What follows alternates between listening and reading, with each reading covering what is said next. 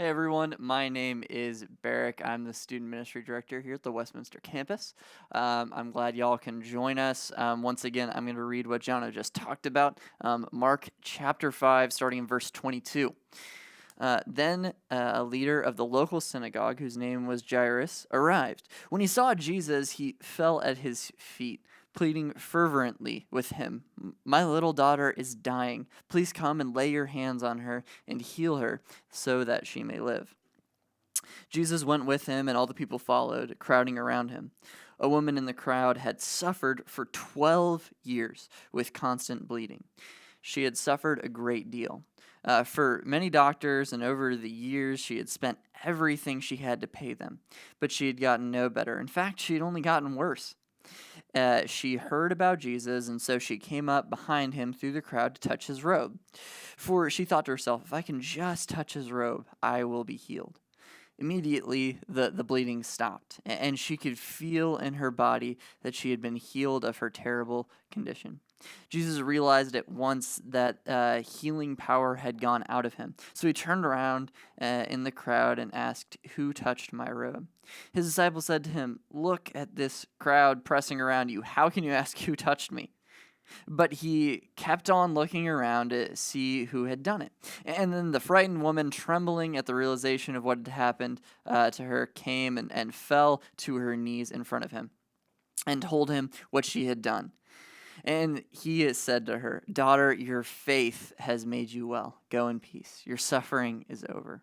While he was still speaking to her, messengers arrived from the home of Jairus and the leader of the synagogue. They told him, "Your daughter is dead. There's no use in troubling the teacher now." But Jesus overheard them and said to Jairus, "Don't be afraid. Just have faith." And then it goes on, and it ends with Jesus bringing in the girl's father and mother and the three disciples into the room where the girl was dying, and holding her hand, he said to her some Greek word. Do you remember how to say that? Talitha cum. Talitha cum. Aramaic, actually. Yeah, Aramaic, yes, which means, little girl, get up. And the girl, who was 12 years old, immediately stood up and walked around. And that is that's the passage you just talked about. It's so good. It's the inception miracle. It's love the it. miracle within a miracle. It's so great. I absolutely love it. Yeah. So when crafting said messages on Sunday mornings, some people know this, but there's always stuff that you couldn't keep in. There was stuff you had to take out. What is one of your favorite things that you had to take out that you couldn't keep in? So I was actually going to go down this route of the resurrections that he performed, and I wanted to talk about Lazarus, but I figured, that's not the verse. I'll just stick with what I have. Plus, I don't have time. Yeah. And so it's this idea that he waited like 4 days or something with Lazarus, and he wept first, and so he felt like I wanted to touch on that human response that gave permission, even though he knew he was going to raise him, that just gave permission to the feelings we experience when we're waiting or when we're in pain.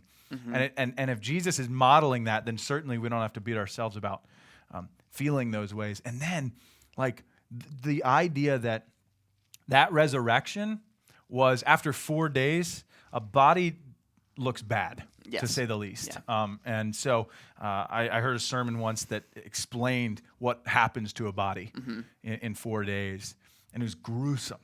And so it makes the miracle of rise up, Lazarus, so much more profound, because it was not just a miracle of resurrection, it was a miracle of creation.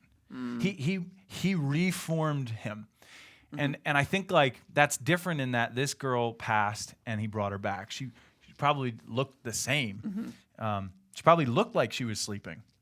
And we don't know how long they had to travel and all, but it probably wasn't 4 days. And so I wanted to bring that in just to say, if you thought like that death was too far, think of Lazarus. Like, tell me that isn't too far, right? Yeah. And yet if he can bring people back, well, that means there's hope for, gosh darn, every experience we face, even before we get to our deathbed. Yeah, You know. absolutely, absolutely.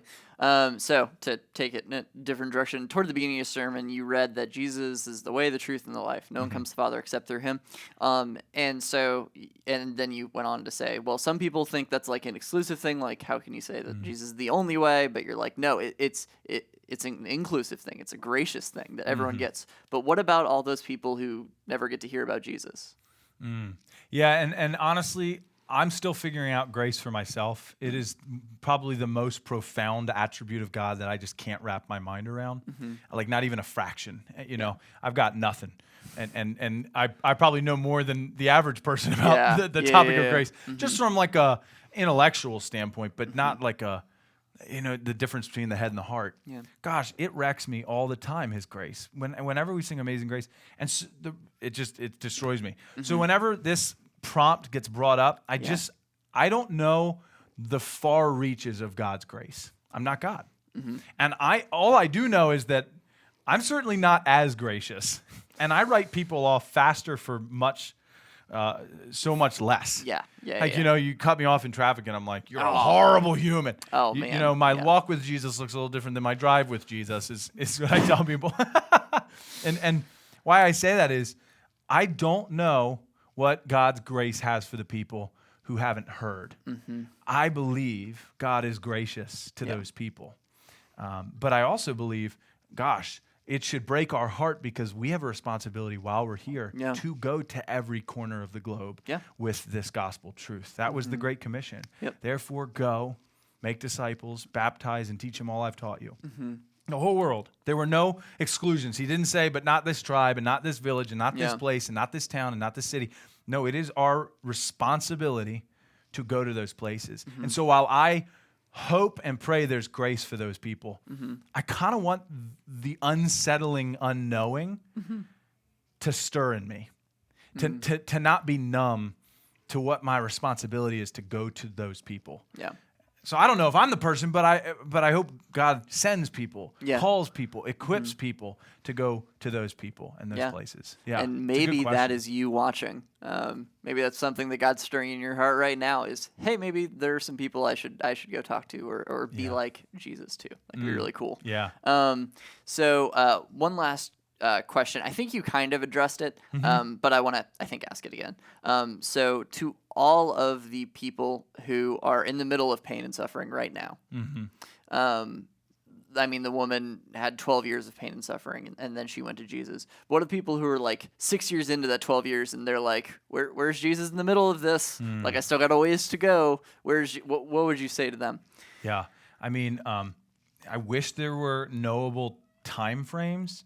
And unfortunately, I think sometimes it isn't even about us. It's a lesson I think we learned a little in Moses 2 weeks ago. It was, who am I? And he goes, no, it's not about who am I. You got to flip the, who are you? And he goes, I am. Even when you're not, I am. And so sometimes God wants the platform for his glory to be through our pain and our faith in it. And so sometimes it's not like, well, I've been obedient and faithful, God, why haven't you changed my circumstances? He doesn't do that all the time. And that can sound kind of really hopeless, but the hope is that through it, we are refined. Through it, our faith is refined. You know, I've met people with faith so vibrant, so large and encompassing that there's nothing that can come against them that phases them, that takes them out of that joy of Christ, restoring me the joy of my salvation and granting me a willing heart to sustain me. Yeah, I'm thinking That's of the people right prayer now. that I would say if you're in those seasons, you got to just keep praying, God, restore to me the joy of your salvation and grant within me a willing spirit to sustain me. God, give me your strength, right? And trust that it might not be your good, but it is his glory. And your good came in the form of Jonah. This is Jonah's prayer. He said, God, even if you don't get me out of the belly of this whale, I know you are my Savior. And I know you have saved me, changed me for the better, and are with me now. Yeah. He said, and that is what matters most. And then the whale hurled him up. But, Yeah. you know, the point being, I think it's our faith in the moment being built. That is the treasure above all treasures, even if our circumstances don't change. Yeah. And one more thing I'd add is that our faith is not like an individual thing. It's very communal. Oh, very much so. So this is not just about you getting your heart and mind right before God and attitude right before God.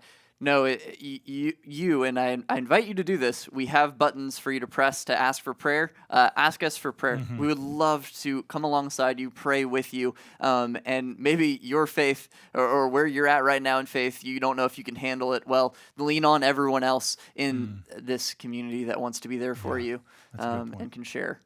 Yeah, Good. absolutely. I love it. Yeah, the That's- community aspect can't be overlooked at the risk of making it really personal and individualized, which it is. Our Yeah. faith is personal. Yep. Jesus makes it personal. Yep.